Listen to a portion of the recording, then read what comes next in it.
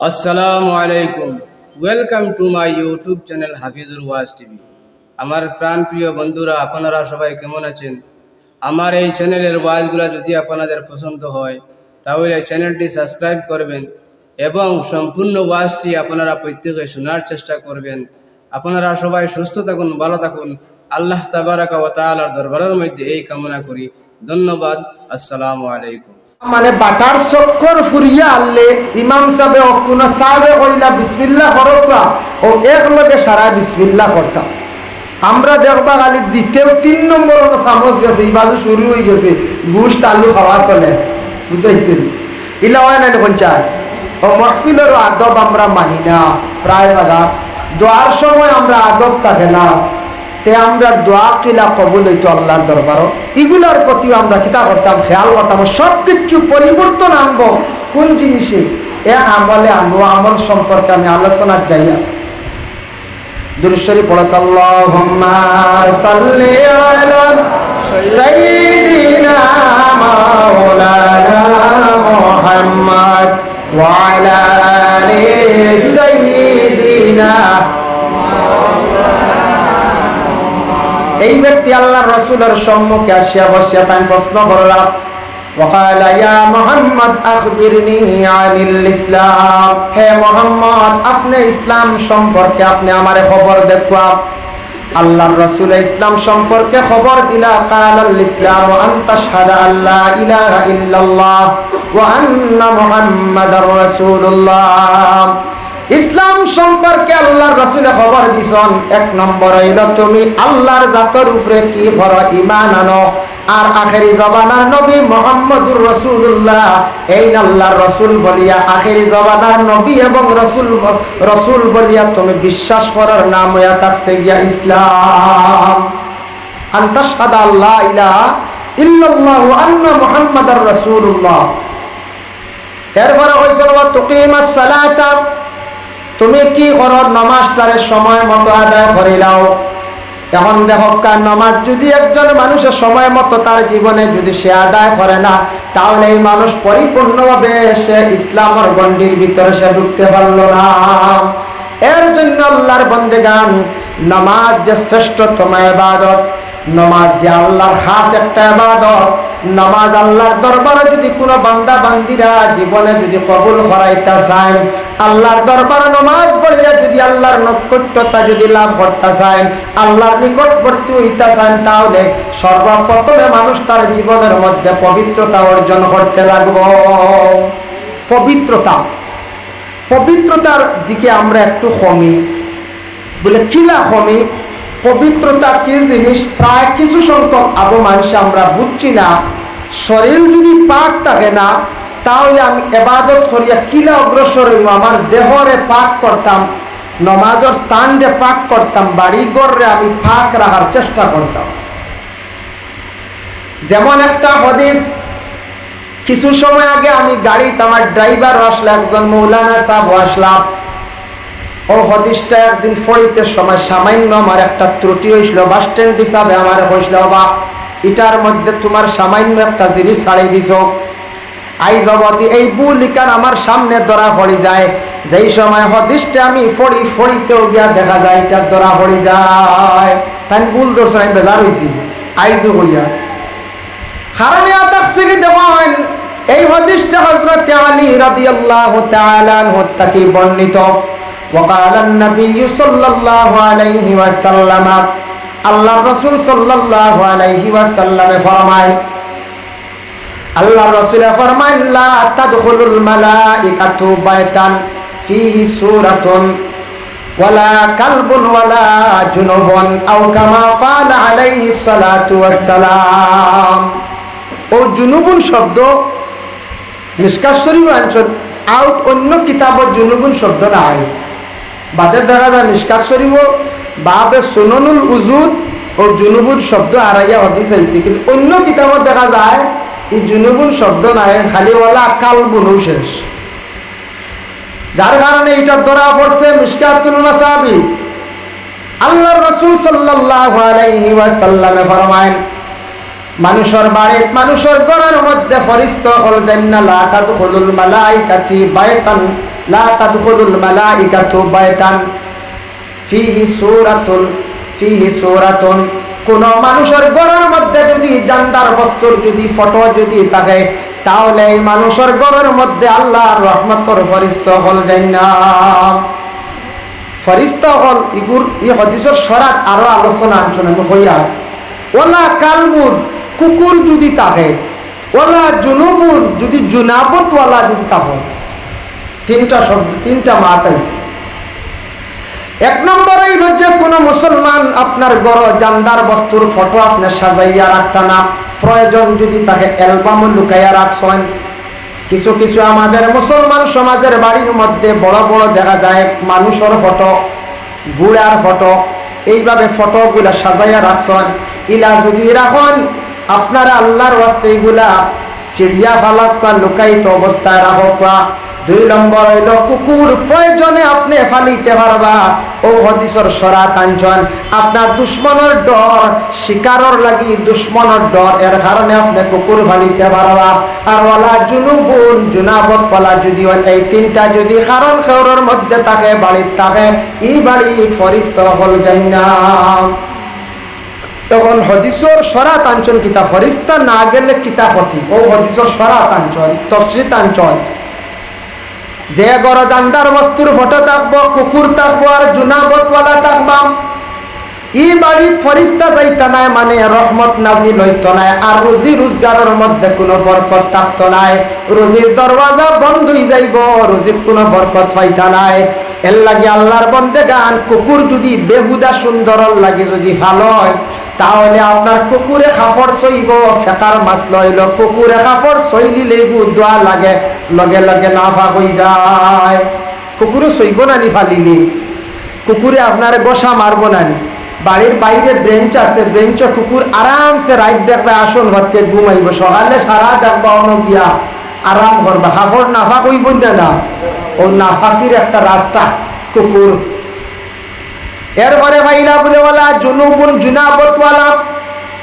স্বামী স্ত্রী মিলামিশার পরে যে সময় গোসলটা ফরজ হয়ে গেল গিয়া তাদের উপর জুনাবতওয়ালা গোসলটা সূর্য উদিত হওয়ার আগে আদায় করতাম হঠাৎ ব্যতিক্রমে সূর্য উঠে গেছে গিয়া হয়তো দেরি করিয়া না যতটুক সম্ভব তুমি তাই না গোসলটা আদায় করিলাও নতুবা অজুর সহিত থাকো জুনাবতওয়ালা যত সময় থাকবা এই হালতে যত বেশি এই বাড়ির মধ্যে স্বামী স্ত্রী উভয় থাকবা এরা রুজি রোজগারের মধ্যে বরকত কমি যায় উঠি যায় এর লাগি এটার মধ্যে আমরা পবিত্রতা থাকতো আরেকটা হাদিস হইল আল্লাহর রাসূল সাল্লাল্লাহু আলাইহি ওয়াসাল্লামে ফরমায়েন ওয়ান আনাস ইবনে মালিক রাদিয়াল্লাহু তাআলা আনহু قال كان رسول الله صلى الله عليه وسلم হযরত আনাস কইতে আমি রাসূলুল্লাহর কাছে একদিন আসলাম লগে আসলাম দেখলাম ইজা দাখালাল খালাই রাসূলুল্লাহ যেই সময় আদবুল খালা মানে দাখালাল খালাই মুরাদিয়া তাসগে টয়লেট প্রস্রাবখানা যেই সময় তান গেছে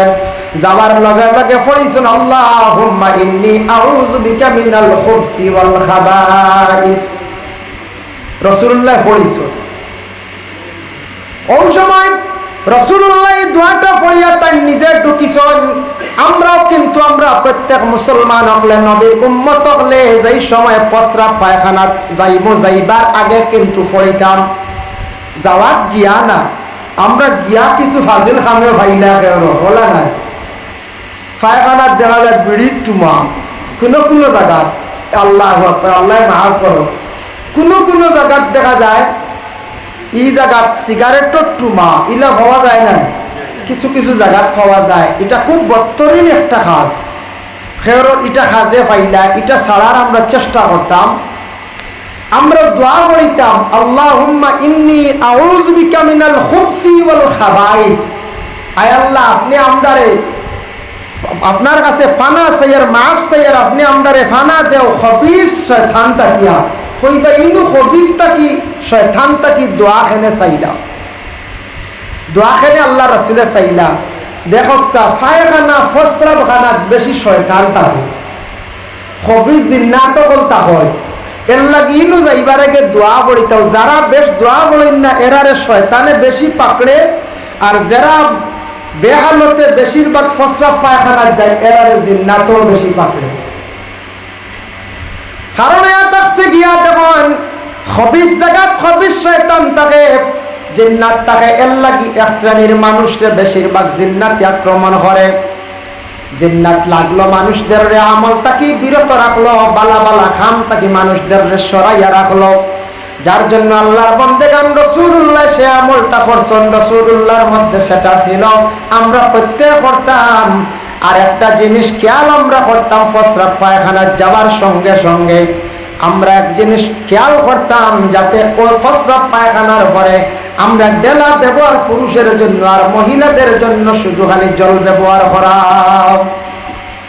পবিত্র হইতাম না, পবিত্র হইতাম। প্রস্রাব করার পরে ডেলা, তারপরে হইল গিয়া জল, এটার ইস্তেবরা হয়। আর ইস্তিনজা ইস্তেবরা। এখন কোন মানুষে হঠাৎ ডেলার কোনো ব্যবস্থা নাই, কাপড়ও নাই, টিস্যুও নাই, ডাইরেক্ট জল ব্যবহার করলে জিও। যদি আপনি নিজে নিজে বুঝুন যে জল ব্যবহার করলে আমার কোনো কাতরা ছুটিত নাই, তাহলে জল ব্যবহার করছেন। নতুবা আপনি হর অবস্থায় ডেলা ব্যবহার করা আপনার আমার লাগি আওলা উত্তম। কোনো ব্যবস্থা নাই, ডাইরেক্ট জল ব্যবহার করছেন, নতুবা ডেলা ব্যবহার করবা। ডেলা ব্যবহার করতে কিছু বিজ্ঞানে ডাক্তারকলে কইছেন কয়েকটা জিনিস দিয়ে ডেলা ব্যবহার করবা না, আপনি রুগী হয়ে যাবা। যেমন ইট দিয়ে ডেলা ব্যবহার করতাম। ইট দিয়ে ডেলা যদি ব্যবহার হয়, মানুষ রোগে আক্রান্তিত হয়ে যেতে পারে, বিভিন্ন ধরনের রোগ হয়ে যেতে পারে। ফুলা জাতীয় শক্ত জাতীয় জিনিস না, মাটি হইত। আংরা ডেলা ব্যবহার করবা না, আংরার তাকি একটা বাদ রোগ হয়ে যেতে পারে। এর লাগে এই জিনিসটাকে আমরা বাঁচার চেষ্টা করতাম, এই জিনিসটাকে আমরা বাঁচার চেষ্টা করতাম। মাঝে মধ্যে দেখছেন এইডস রোগী পাওয়া যায়, আপনারা দেখছেন, শোনা যায় মাঝে মধ্যে এইডস রোগী পাওয়া যায়। এই মানুষটা এই মারা গেছে এইডস রোগে, ডাক্তারে লগে লগে কইছে সরাইয়া না, ওই মানুষে না দেখাও পালা, কেউ সইও না, ভাইরাস হয়ে যেতে পারে, সংক্রামক রোগ হয় না, ওলা ডরাইন এইডস রোগী। ডাক্তাররা এটা ব্যাপারে রিসার্চ করছেন, এইডস রোগটা কোন কারণে হয়, কোন কারণে সেই রোগটা বেশিরভাগ আমাদের দেশে দেখা দিছে পাওয়া যায়। এইডস রোগটা বেশিরভাগ ও কারণে হইয়া থাকে, এটা ডাক্তাররা রিসার্চ করিয়া বাইর করছেন। আমাদের দেশে কিছু জায়গায় কিছু কিছু সংখ্যক মহিলা হল আছেন, যারা দেহ ব্যবসায়ী মহিলা হল আছেন। অনেক পুরুষরা লুবি হইয়া অনেক মহিলাদের কাছে যান, যে মহিলার কাছে এই ধরনের পুরুষরা যাওয়ার কারণে কোন মহিলার মধ্যে এমন একটা রোগ হয়ে যায় গিয়া, বিভিন্ন পুরুষরা মিলার কারণে একটা জার্ম পয়দা হয়ে যায়, জীবাণু পয়দা হয়ে যায়। আর এই মহিলার সঙ্গে যত পুরুষ গিয়া মিলিবা, তত পুরুষ এই ধরনের জার্ম জীবাণু জাতীয় রোগে আক্রান্তিত হইয়া, মানে এইডস রোগী হইয়া এই ধরনের পুরুষ মারা যাইবা।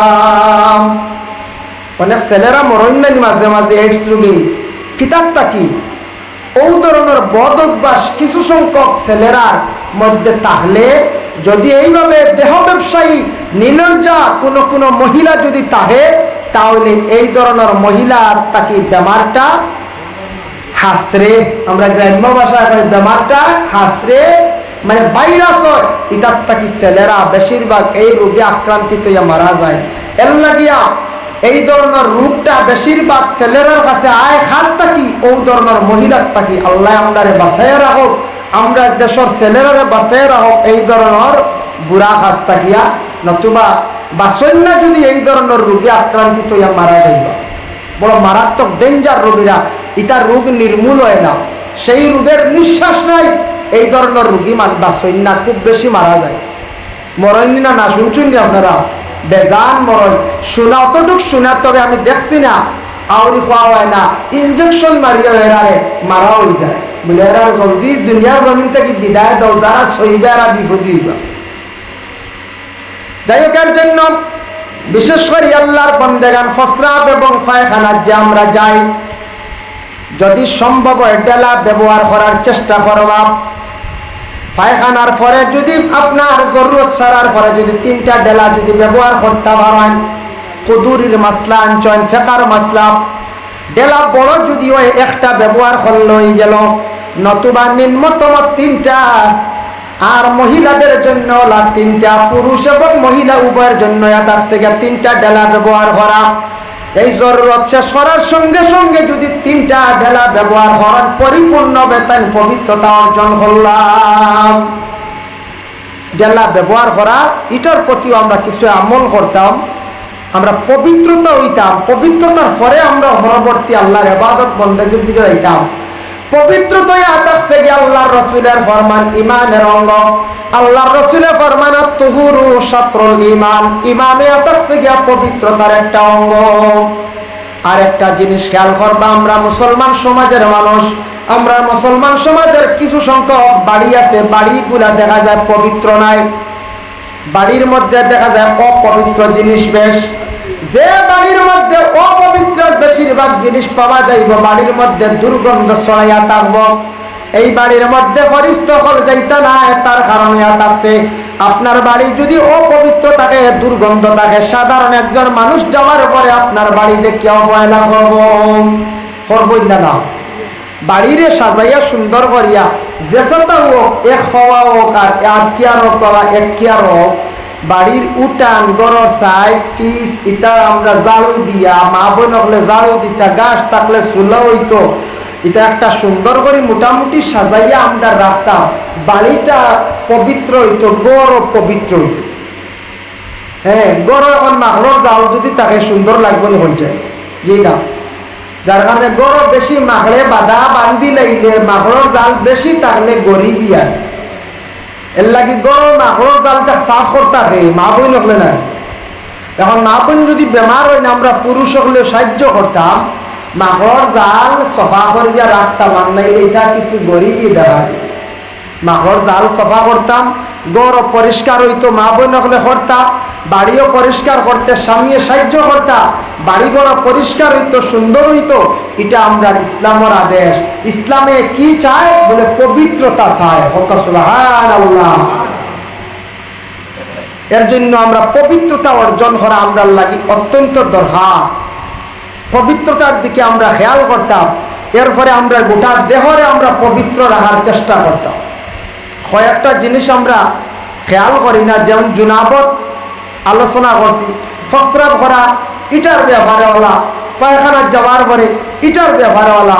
কিছু কিছু বাড়িন তো এমনি আমরা হাজার হাজার টাকা খরচ করি, যে পায়খানা গোড় যেটা আছে এমনি খালি বেড়া দিছি, চাল নাই, এটা পাওয়া যায় না কিছু বাড়িন তো। ওটা একটু খেয়াল করবার সারায়, যে বাড়িতিলা নাই পারছেন না, অভাবে দিছে না, চাল ওখান দেওয়ার চেষ্টা করবা। বলে খেনে বলে প্রস্রাবখানার যদি চাল থাকে না কোনো অসুবিধা নাই, পায়খানা গড়ো চাল হইত, পায়খানা গড়ো উপর আপনার ডাকা থাকতো, এটার আব্রু থাকতো, এটার উপর একবারে খোলা থাকতো না। শয়তানে বেশিরভাগ হাসি ঠাট্টা করে, পায়খানা যাওয়ার পরে জরুরতে কাপড় বেশি সরে, এর লাগি উপরও ডাকা থাকতো। আমরা এমনি হাজার হাজার টাকা খরচ করি, আমরা পায়খানা করে চাল দিতাম পারি না। যদি মেঘর মাঝে কেউ যদি যায় না, ছাত্রী লইয়া যায় বা ছাত্রী ছাড়াও যায়, এই মানুষের পাক রইবার কোনো লাইন আছে হয়ে যায়, কোনো অবস্থার পাক রইতে পারত না। এর লাগি চাল দেওয়ার চেষ্টা আমরা করতাম। ও অন্য আমরা গরিবই বেশি দেখা যায়, বলে না আমরা গরিবই দেখা যায় ও অন্য। আর ওই লগিয়া আমরা মুসলমান, আমরা মুসলমানের কিছু বাড়ি হোক বা পুষ্করিণীর ঘাট, এটা কিছু আউটা বেড়া দেওয়ার প্রয়োজন। আমার উপরে দায়িত্ব, আমি গার্জেন, এটা ঘরের মহিলাদের উপরে দায়িত্ব নাই, সেই দায়িত্বটা হলো স্বামীর উপরে, বাড়ির গার্জেনটার উপরে। আমরা হাজার হাজার টাকা খরচ করি, কিন্তু মুসলমান সমাজের মানুষে এত অবহেলা করেন। পুষ্করিণীর ঘাট দেখবা কুলা মা পন্ডা গোসল করিয়া খাবার পরিধান করডা, গাছর আমাড়ালে গিয়া কিবা তো কুলা ময়দান। এই যে গুনার বার যেটা বেশি দায়িত্ব নিজের গার্জেন, এর লাগে বেশি টাকা যাইতো নাই, মুলিবাস লাগবো 8 থেকে 10টা পালো পেটের ফালা নিয়া হাম্মাম খানা বানাকুয়া আলাদা এখন আড়াল দিয়ে একটা ছোট গরম মতো বানাইয়া হাম্মাম খানার মধ্যে গোসল করা বা কাপড় পরিধান করা সুন্নাত। আমরা অন্য দেখা যায় গরিবি, আর বাকি সবটা বাড়ি বড় মাথা সিনাও নিয়ে খাওয়া যায়, হলো না?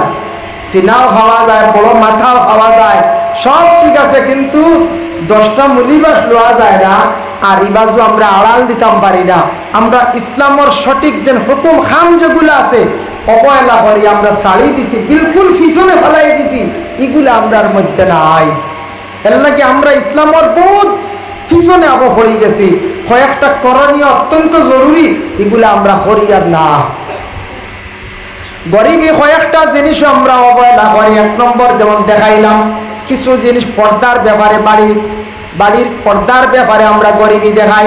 আর একটা থাকছে গিয়ে কারেন্টের বিল ব্যাপারে আমরা গরিবী দেখাই। সারা দেওয়া যায়, কারেন্টের বিল কিন্তু দেওয়া যায় না, জমি যায়, জমেন না। না আপনারা হাইলাকান্দি ডিস্ট্রিক্টে হয়তো জমেন না, আমরা করিমগঞ্জ ডিস্ট্রিক্ট হইলে আছে, কোনো বাড়ি 40,000 হইয়া আছে, আবার দেওয়ার খবরও নাই। 20,000 হইয়া আছে, দেওয়ার খবর নেই, খালি জমতে আছে, বাদের লাইন খাটাও। মাসও জমে 250 টাকা, 300 টাকা, কোনো ফ্যামিলিতে হয়তো 500 টাকা। এইভাবে কারেন্টের বিলটা জমে মাসে মাসে আমরা চাইলে দিতাম পারি। নিম্নতম যে কোনো একজন মানুষের মাসও রুজি রোজগার করে 6 থেকে 7,000, ঊর্ধ্বে 10,000, মাত্র 500 টাকা কারেন্টের বিল, 300 টাকা কারেন্টের বিল দেই না, আমরা জমাইয়া রাখি। রাখতে রাখতে 20,000, 30,000, 40,000 আমরা বানাই রাইলাম।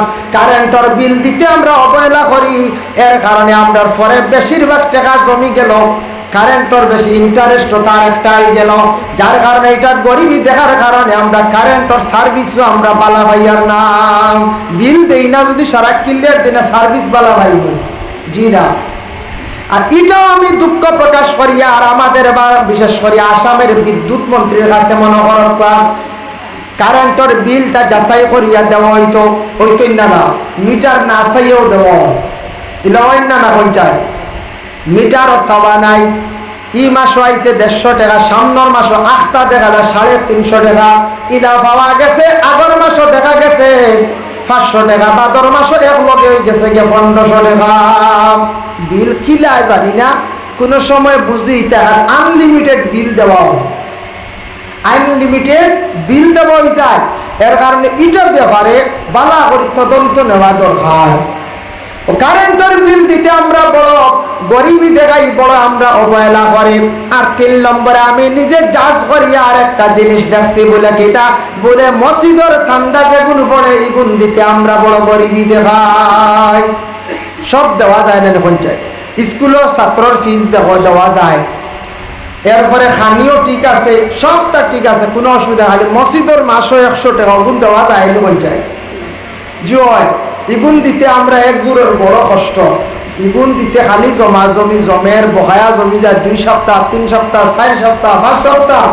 ইগুন দিতে আমরা বড় জবর দুর্বল। মসজিদর রমজান মাসে আল্লাহর ওয়াস্তে একটা চান্দা বালাইলা, কিংবা তো মসজিদর মাসুরা যে একটা চান্দা আছে 100 টাকা মুঠির বদলা বা মুঠির ইটা হয়, এইভাবে যে একটা চান্দা আছে প্রত্যেক মাসে, যেটা এটা দিতে সময় আমরা বড় গরিবী দেখাইতে আমরা ইসলাম চালাইতাম কিনা, ইসলামরে জিন্দা রাখতাম কিনা, এই যেগুলা জিনিস আমরা বেশিরভাগ গরিবী দেখাইয়া আমরা ইসলামরে আমরা বিদায় আমরা নিজে নিজে দিলাই। ভাই মুসলমান লক্ষ্য করেন, খেয়াল করক, আমরা দেশের কিছু কিছু জায়গার মধ্যে মানুষে খেয়াল করডা না অবৈধভাবে কারেন্ট জ্বালাইতরা, ফুক মারিয়া কারেন্ট জ্বালাইতরা, এটাও কিন্তু অবৈধ। সরকারের আপনার ঋণ থাকলাম, ফুক মারিয়া কারেন্ট চালানির তাকে বিরত থাকার চেষ্টা করক। আর আল্লাহর ওয়াস্তে জামে মসজিদ মহল্লার এই গ্রামের জামে মসজিদ চালাইতে একটা কমিটি আছে, কমিটির সিদ্ধান্ত নিছেন, গ্রামের মানুষের সিদ্ধান্ত নিছেন মাসে 100 টাকা বা 150 টাকা, 200 টাকা, সবে ওটার মধ্যে গরিবী না দেখাইয়া গুণ তা ক্লিয়ার সারা দিলাইলে মহল্লার মসজিদ চলিয়া যাইব, কোনো অসুবিধা হইতো নাই। মসজিদ দিনে দিনে উন্নত হইব, মসজিদের কোনো অবনতি হইতো নাই। এগুন দিমু সোয়াবর মালিক হইম, মসজিদ আল্লাহর ওয়াস্তে যেগুন দিমু সোয়াবর মালিক হইম, সোয়াব পাইমু। এগুনতে আল্লাহর ওয়াস্তে আমরা দিতে সময় গরিবী দেখাইতাম না, আমরা অন্য গরিবী দেখাই না না হয়ে যায়। জি মসজিদের গুণ দিয়ে লড়াই না নি ওলা নাই, আর কারেন্ট বিল নিয়েও কিছু হয় ওলা নাই। আর বাড়ির যায় জরুরত যেটা আছে এটা আমরা কুলাইতে বেশিরভাগ গরিবী দেখাই, বেশিরভাগ গরিবী আমরা দেখাই। ভাই মুসলমানের লাগি দয়া করিয়া মসজিদের ইমাম সাহেব যেই নইলা গিয়া সবচাইতে সম্মানী। আমি কই আর আমার তাকে ইমাম সাহেব বলবালা আমরা তো মসজিদের ইমামতি বর্তমানে নাই। 5 ওয়াক্তের নামাজ মসজিদে গিয়া পড়িতাম ফারিয়ার না, যদিও মসজিদে যাইতাম ফারিয়ার না, গরো ফরিয়ার মসজিদে বিভিন্ন জায়গায় ফরিয়ার। মসজিদের ইমাম সাহেব রোজানা 5 বার জামাতের সহিত মসজিদের মধ্যে নামাজ পড়াইতরা, যার কারণে ইমাম সাহেব মহল্লার সর্দার, মহল্লার তাই সবচাইতে বড় সম্মানী। মসজিদের ইমাম সাহেব হইলা গিয়া মসজিদের মধ্যে সবচাইতে সম্মানী। ও মসজিদের ইমাম সাহেব হলরে আমরা যথাসম্ভব সম্মান করার চেষ্টা করতাম। আমাদের দেশে কিছু কিছু গ্রাম, কিছু কিছু জায়গার মধ্যে পার্সেন্টেজে দেখা যায় 2-1 জন 4 জন পাওয়া যায়, মসজিদের ইমাম সাহেব হলরে বিলকুল সম্মান দিত না।